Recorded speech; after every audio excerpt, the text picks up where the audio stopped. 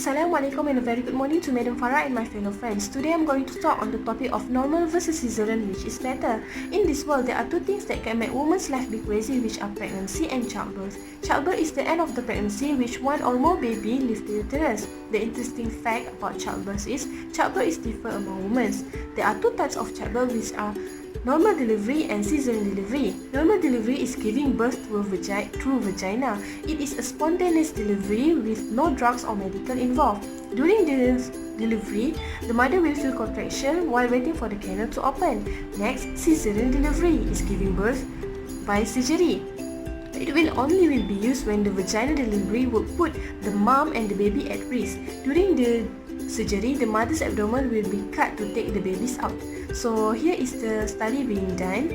Looking at the first chart over here, the pie chart represents the percentage of vaginal and C-section deliveries in the United States between year 1993 and year 2006 according to HCAP Facts and Figures Statistic on Hospital-Based Care in the United States 2006. As you can see, the percentage of vaginal delivery is higher than C-section delivery in both years. However, the percentage of vaginal delivery drops between year 1993 to year 2006, which are 78% in year 1993 and 68% in year 2006.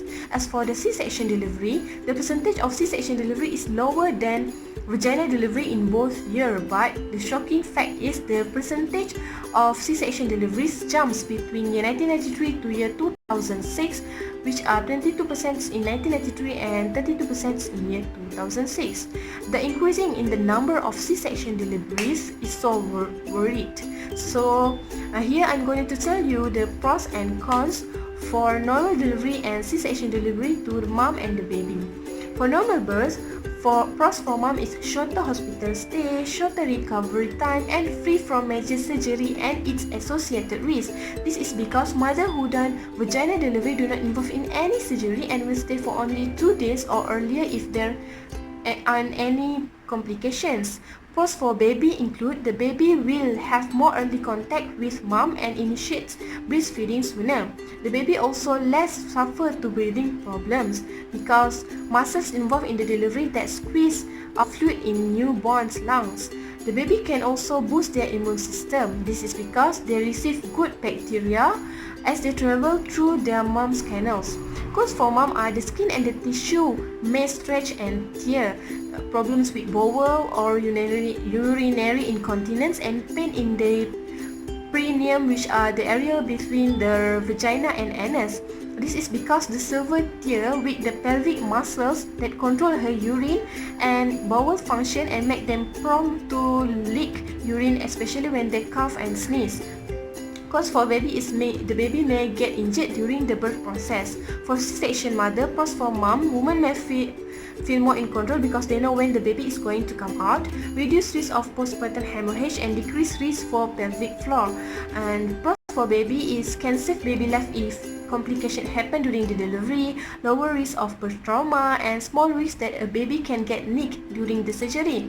Cons for mom, lower hospital stay and recovery time because the surrounding surgical scar need time to heal at least 2 months. Mom's life in danger, at high risk to loss a lot of blood and probability to get infection during the delivery, high risk of future pregnancy complication, and surgical risk and complication from anesthesia because the surgeon may accidentally cutting the mom's bowels or bladder, and the anesthesia may give side effects such as headache, nausea, and vomiting to the mom and baby that make them inactive when born. And cause for baby more likely to have breathing problems such as asthma and late to get breastfeeding. Next, chart 2 represents the primary reason for C-section delivery. Here I'm going to tell you 3 top reasons for C-section delivery. First is prolonged labor, which is 34%, which is happen when labor is failure to progress and mom is in the labor for 20 or 14 hours or more. According to the Centers for Disease Control and Prevention trusted sources, almost one-third make this as C-section reason. This is due to the complications such as large baby, which is macrosomia, where the baby size of the baby is bigger than mom's canals. Secondly, concern over fetal hurt, which contribute 22%. This is due to the baby did not get enough oxygen in the placenta. Thirdly, breech baby, which contributes 70%. This is due to the abnormal position of the baby during delivery.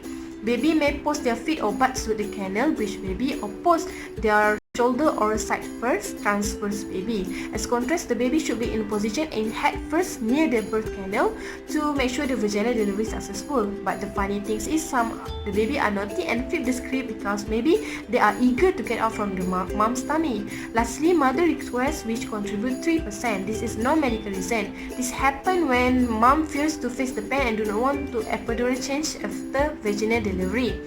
The other reasons include multiple baby, high-risk pregnancy, large baby, other obstetric indications, and preeclampsia. As a conclusion, there are a lot of pros and cons for normal birth and cesarean birth to the mom and the baby. On top of that, the vaginal delivery is the most preferred to perform a safe delivery if there are any complications during the delivery. Plus, to do C-section, mom must have primary reasons that have been clarified by the hospital to make sure they are not face any danger in the future ahead. One recommendation that can be made is the Ministry of Health should provide classes, especially to the first-time mother. In the class, they will be exposed about the information of the type of childbirth so they can make right decision on their mode of delivery. Dear friends, you will never know how hard and how awesome it is to be a mom until you are. So always appreciate your mom and don't forget to say thank you, mom, and a happy Mother's Day. That's all for today.